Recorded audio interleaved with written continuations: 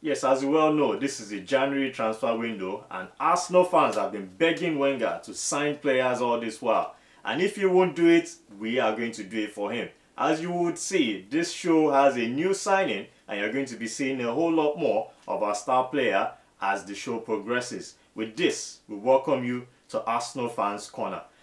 Gentlemen and lady, another loss to a very, very lowly team. We thought Nottingham Forest was bad enough.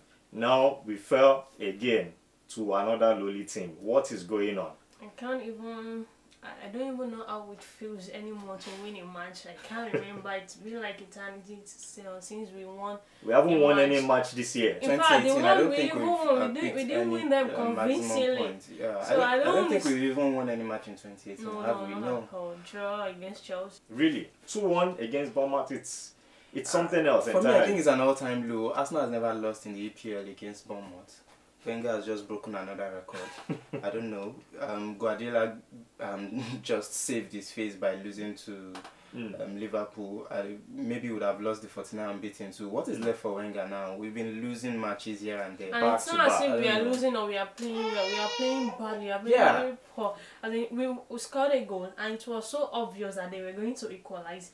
Even after the equalizer, it was so obvious that they were still going to get another goal. What baffles me most is we were not playing as if we wanted to win the game. Stake. So I think the spirit is gone. I think what even baffles me in that match was the manner of defending. You see 5 players around one Bournemouth player, taking them to a corner. That is schoolboy defending. It's totally not unacceptable. You leave a whole other players open to do whatever they want it's to do. It's totally unacceptable at a club like Arsenal if you really want to move forward. I wouldn't know what they are doing on the training pitch. I think maybe the players has lost confidence in the manager. Maybe the manager has lost tactics. I don't know. Everything is gone like Titanic. We are just going down by the day, every day. Then I think we are looking at the situation where Sanchez is almost set to leave this January. Would you blame him? Well, you know, for me, I've always said it that I think the best thing Sanchez can do is to save his own career. Yeah, the man is 29. He's 29, so any move he makes now, I think that's the last. That's like to a big club, and if you look at Sanchez very well, he looks like someone who doesn't know how to do anything except football. So let him go for the money, get the money, and play some few years and. For me, I think it's a good one going to Man United than City. Yes. City are already, I would say, a complete team. So going to Manchester United, it's more loss to Arsenal. Like they are not that competing on the same level. I'm even so glad that there's every possibility that Mkhitaryan might be going the other way if we actually sell Sanchez to Manchester United. It would be a very good deal if we can get Eric Mkhitaryan. He's one of the best players. When he was at Dortmund, he was even voted Bundesliga Player of the Year. Yeah. But I think the problem he's having with Mourinho not getting playing time has really shot at his confidence. Yeah, one thing about Mkhitaryan is that he's a very wonderful player, but ever since he got to Man U, I think he has been mismanaged. His confidence is on the low. Do we really want a player whose confidence is on the low? Coming into the crop of players we have whose morale already I think having a change of environment might help him, yes. And I actually think that Mourinho doesn't really like him. Exactly. And the kind of manager we have is the kind of manager that over-pampers players. So I think Eric Mkhitaryan needs a kind of environment like that to really thrive. Then we're also looking at the possibility of Aubameyang, Pierre-Emerick Aubameyang joining from Dortmund, and Dortmund seem to be interested in having Olivier Giroud. Do you think that would be a good move for us? I think that would be a very, very good move.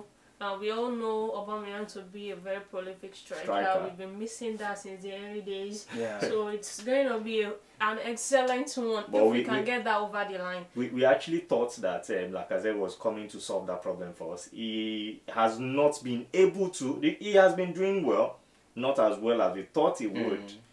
Is Aubameyang the messiah that we are looking for? Actually, Aubameyang and Lacazette, they can play together. Yes.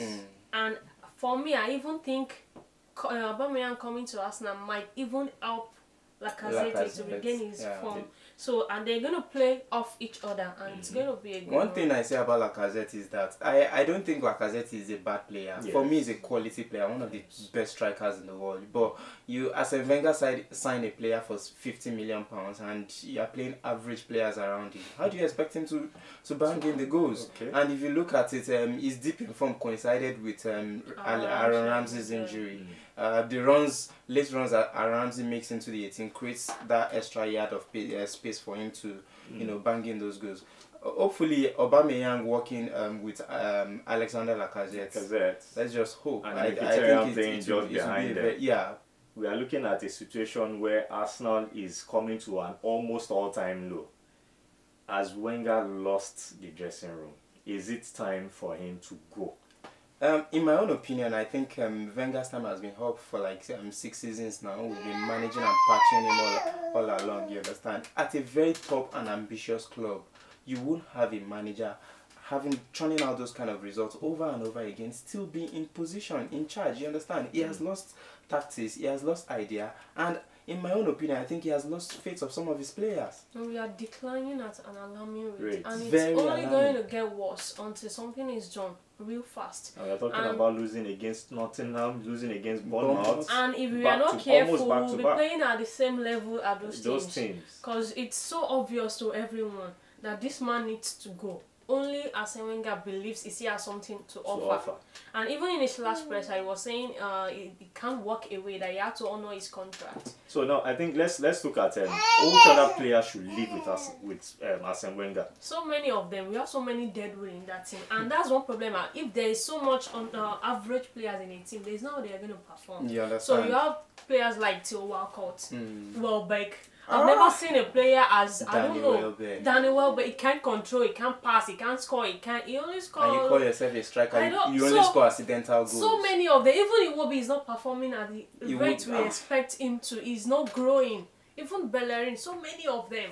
Yeah, I agree with you totally. Some of the players are very, very bang average, and you don't blend too much average players with the exceptionally talented ones. Players. He gets them frustrated. He gets them. They look deep down in the squad and say, how can I continue to compete with this? And that is what is affecting Lacazette. You understand? You look at the likes of Zaka, can't even get a pass through to him. He's and the guy is frustrated. After the match against Bournemouth, he stood on the pitch and he was like, wow, what's this mess all about? Okay, for example, look at Raheem Sterling. Everybody is saying he's now an exceptional player. It's only because he's playing around good players. I'll give you an example. Look at Oxlade-Chamberlain. We knew he had it in him. But the moment he left Arsenal for Liverpool, he had a manager who had to put fire in his bomb. And see his performance against Man City. It was spectacular. He was the man of the match. So I think right now we need to look at our next game. We are playing Crystal Palace. Normally we would say, okay, maybe this is a game that we can win. But obviously it's not like that anymore. Now it's tricky. It's a London derby, and Crystal Palace, they are looking for results like Arsenal too are looking for results. You won't be surprised if even draw that game again. I'll be surprised even if Arsenal draws that game. Crystal Palace has the fighting spirit. They will just turn out against us in like 5 minutes. They will be all over the Arsenal defense and they will defend like schoolboys again. We'll concede 3 goals. So right now, you just never know which kind of Arsenal will turn up for the game. Okay, well, until then, we are going to be critiquing the game against Crystal Palace as well as the second leg against Chelsea to see exactly if Arsenal will improve. Well, I think the confidence is quite low. We are hoping that we get to pick up again and see if we can go back to the glory days of when Arsenal used to be the darling of London.